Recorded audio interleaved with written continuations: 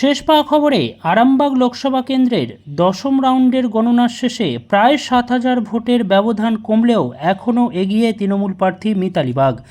জানা গেছে দশম রাউন্ডের গণনার শেষে তৃণমূল প্রার্থী মিতালি বাগ ভোট পেয়েছেন 3,82,200টি এবং বিজেপি প্রার্থী অরূপকান্তি দিগার ভোট পেয়েছেন 3,56,249টি।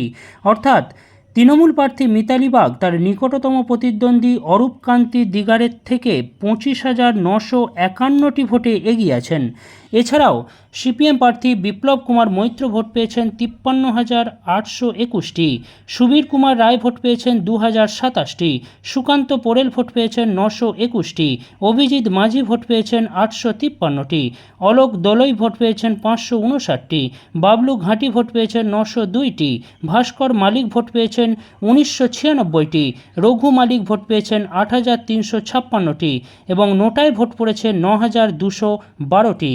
আবারও জানাচ্ছি, আরামবাগের তৃণমূল প্রার্থী মিতালি বাগ তার নিকটতম প্রতিদ্বন্দ্বী অরূপকান্তি দিগারের থেকে 25,951টি ভোটে এগিয়ে আছেন। দশম রাউন্ডের গণনার শেষে 25,951টি ভোটে এগিয়ে আছেন আরামবাগের তৃণমূল প্রার্থী মিতালি বাগ। আরামবাগ টাইমসের রিপোর্ট।